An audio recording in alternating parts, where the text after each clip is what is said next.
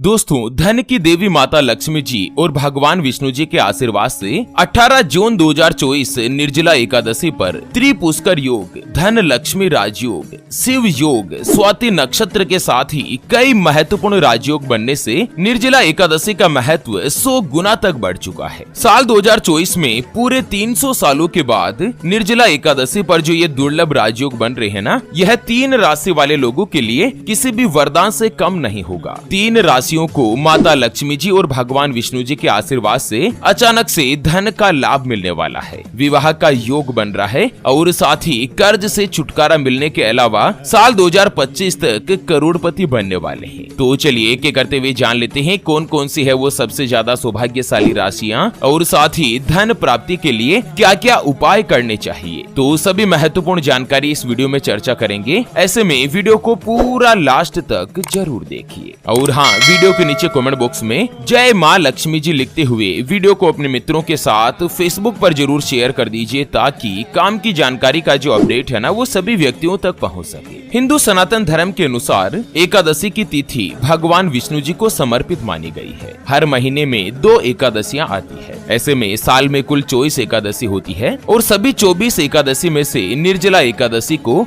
सबसे बड़ी एकादशी के रूप में जाना जाता है। अगर कोई भी व्यक्ति निर्जला एकादशी पर माता लक्ष्मी जी को प्रसन्न करने के लिए कुछ महत्वपूर्ण उपाय जो कि मैं आपको इस वीडियो में बताने जा रहा हूँ, उनमें से किसी भी उपाय को कर लेता है ना, तो उस व्यक्ति का भाग्य अचानक से बदल जाता है। अपार रूप से उसको धन का लाभ प्राप्त होता है, गरीबी के दिन समाप्त होने लगते हैं। तो चलिए शुरुआत कर लेते हैं निर्जला एकादशी की महत्वपूर्ण जानकारी। दोस्तों, साल 2024 में निर्जला एकादशी 18 जून 2024 के दिन मनाई जा रही है और निर्जला एकादशी पर 5 ऐसे कार्य है जो कि आपको भूल कर भी नहीं करने चाहिए, नहीं तो माता लक्ष्मी जी के आशीर्वाद की जगह आप उनके क्रोध का पात्र भी बन सकते हैं। चलिए एक एक करते हुए सबसे पहले तो जान लेते हैं निर्जला एकादशी के बाद किन किन राशियों में क्या क्या परिवर्तन होगा, किन राशि वाले लोगों के लिए अच्छे दिनों की शुरुआत होने जा रही है। तो निर्जला एकादशी के बाद सबसे पहली जो भाग्यशाली राशि बनेगी वो आती है मकर राशि, जिनके नाम का पहला अक्षर भो, जा, जी,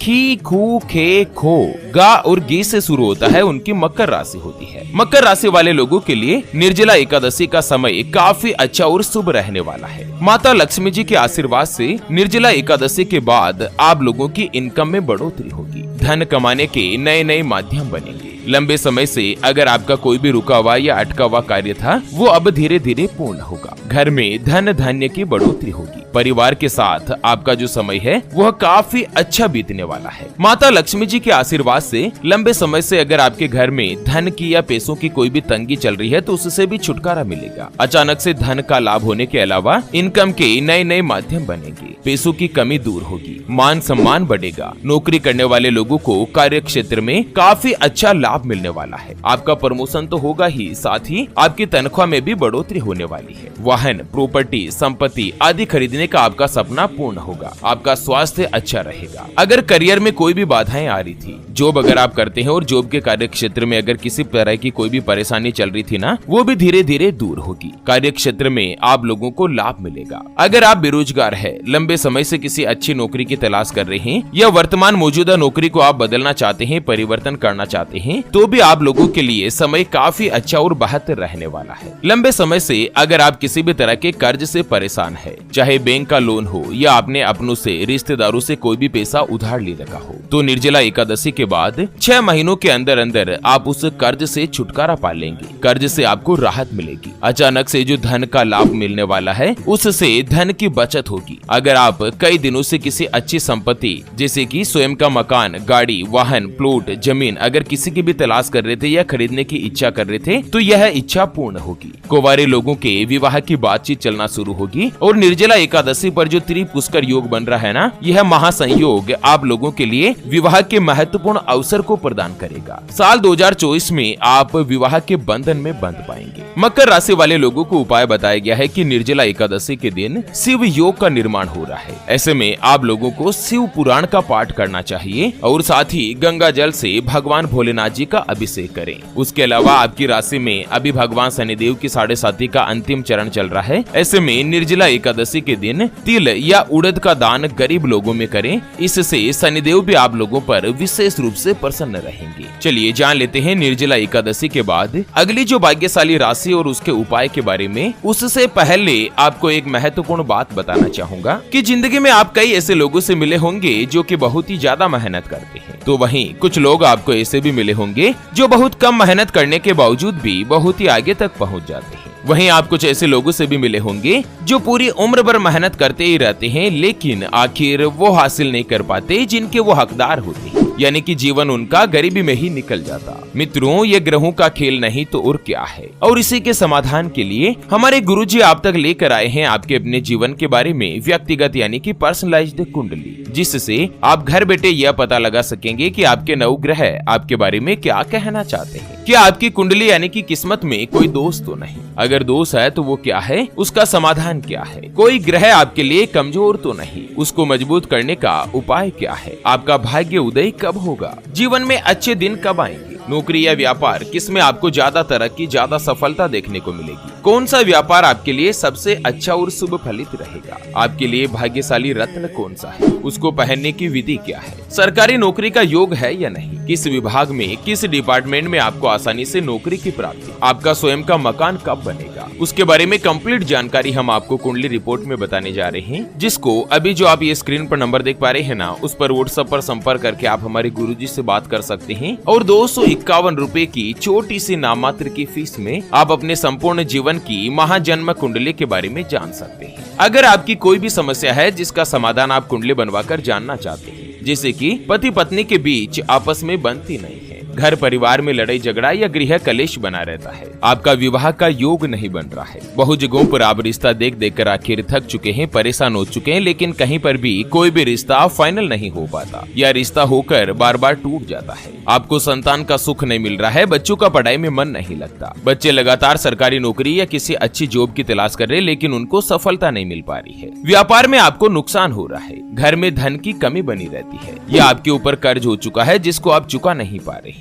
आपके बनते बनते काम लगातार बिगड़ जाते हैं, अटक जाते हैं, या लड़का लड़की का विवाह होने जा रहा है, संबंध होने जा रहा है, चाहे लव मैरिज हो या अरेंज मैरिज हो, विवाह से पहले आप दोनों का कुंडली मिलान करवाना चाहते हैं, अष्टकूट रीति से गुण मिलान करवाना चाहते हैं। अगर कुछ भी समस्या है तो स्क्रीन पर दिए गए नंबर पर व्हाट्सएप पर संपर्क करके आप हमारे गुरुजी से बात कर सकते हैं और 251 रुपए की छोटी सी नाममात्र की फीस में आप अपने संपूर्ण जीवन की महाजन्म कुंडली के बारे में जान सकते हैं। चलिए बात कर लेते हैं निर्जला एकादशी के बाद अगली जो भाग्यशाली राशि बनेगी वो आती है वृश्चिक राशि, जिनके नाम का पहला अक्षर तो, ना, ने, नो, ने, नो या ये और यू से शुरू होता है, उनकी वृश्चिक राशि होती है। वृश्चिक राशि वाले लोगों के लिए निर्जला एकादशी के बाद समय किसी भी वरदान से कम नहीं होगा। एक तो करियर में चल रही आपकी समस्याएं समाप्त होगी, साथ ही माता लक्ष्मी जी की कृपा से हर क्षेत्र में सफलता के साथ साथ धन धान्य की बढ़ोतरी होगी। अगर आप कोई भी नया बिजनेस या इन्वेस्टमेंट करने के बारे में सोच रहे हैं तो यह अवधि आप लोगों के लिए लाभकारी सिद्ध हो सकती है। कार्य क्षेत्र में आपके काम की सराहना होगी। आपकी मेहनत और लगन को देखते हुए आपको कोई भी महत्वपूर्ण जिम्मेदारी सौंपी जा सकती है। वरिष्ठ अधिकारियों का आपको सहयोग मिलेगा। लव लाइफ में अगर किसी भी तरह का कोई भी तनाव चल रहा था, टेंशन चल रही थी ना, वो भी धीरे धीरे दूर होगी। आप लोगों के लिए उपाय बताया गया है कि निर्जला एकादशी वाले दिन अगर हाथ में पैसा आता है लेकिन टिकता नहीं है, इनकम होते ही खर्च हो जाता है, तो निर्जला एकादशी पर जो एक महत्वपूर्ण उपाय, तो निर्जला एकादशी के दिन आपको एक कलश लेना है। उस कलश पर लाल रंग के कपड़े से मुंह में बांध दीजिए, उसके ऊपर एक कलावा रख दीजिए। उसके बाद इस कलश को माता लक्ष्मी जी की प्रतिमा के पास रख दें और अगले निर्जला एकादशी तक विधिवत रूप से इसकी पूजा अर्चना करते रहें। उसके अलावा दूसरा उपाय अगर आप करना चाहो तो निर्जला एकादशी के दिन माता लक्ष्मी जी की कृपा पाने के लिए आपको 7 कोड़ियां लेनी है। उन कोड़ियों को हल्दी के रंग में भिगो दीजिए और साथ ही हल्दी की गांठ के साथ इनको पीले रंग के कपड़े में बांधकर माता लक्ष्मी जी को अर्पित करें और विधिवत पूजा करें। फिर निर्जला एकादशी के अगले दिन यानी कि 19 जून के दिन इस पोटली को आप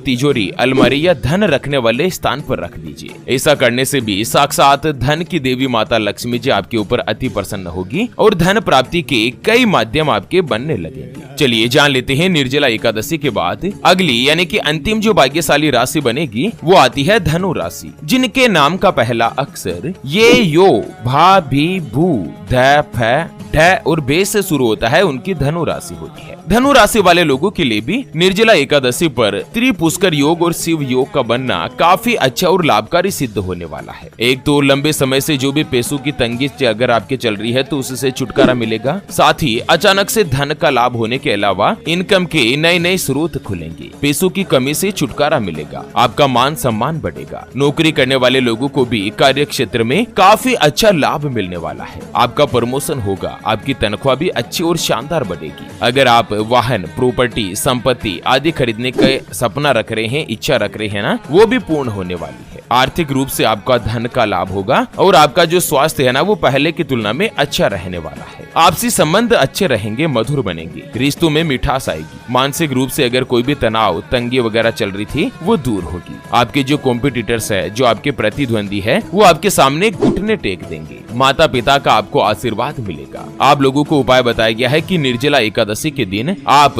पानी के भरे मटके का दान कीजिए और साथ ही आपके आसपास अगर कोई भी जल भरने का पात्र हो, स्थान हो, जैसे कि गाय के लिए कोई भी पो बना रखी हो या कोई भी कुंड वगैरह बना रखा हो, तो निर्जला एकादशी के दिन वहां पर आप पानी का जल का दान कीजिए। ऐसा करने से साक्षात धन की देवी माता लक्ष्मी जी आपके ऊपर प्रसन्न रहेगी और धन कमाने के नए नए माध्यम बनेंगे। चलिए अंत में जान लेते हैं निर्जला एकादशी पर 5 ऐसे कार्य जो कि आपको भूल कर भी नहीं करने चाहिए, नहीं तो माता लक्ष्मी जी के क्रोध का पात्र भी आप बन सकते हैं। मित्रों, सबसे पहले तो निर्जला एकादशी के दिन आप लोगों को बाल या नाखून काटने से परहेज करना चाहिए। उसके अलावा निर्जला एकादशी के दिन जीवन साथी के साथ जो भी आपकी धर्म पत्नी है या धर्म पति है ना, उनके साथ आपको वाद विवाद नहीं करना है। एकादशी के दिन जुआ या सट्टा खेलने से भी परहेज करना चाहिए। उसके अलावा निर्जला एकादशी के दिन जो भी आपसे उम्र में बड़े हैं ना, उनका किसी का भी अपमान नहीं करें। निर्जला एकादशी पर तुलसी के पत्ते को नहीं तोड़ना चाहिए और ना ही तुलसी के अंदर जल अर्पण करें। उसके अलावा निर्जला एकादशी पर भगवान लक्ष्मी नारायण का आशीर्वाद पाने के लिए ओम नमो भगवते वासुदेवाय नमः इस मंत्र का कम से कम 108 बार जाप जरूर करें। साक्षात धन की देवी माता लक्ष्मी जी और भगवान विष्णु जी आप पर अति प्रसन्न रहेंगे। तो चलिए मित्रों, इसी के साथ फिलहाल के लिए इस वीडियो को यहीं पर देते हैं विराम। फिर से होंगे हाजिर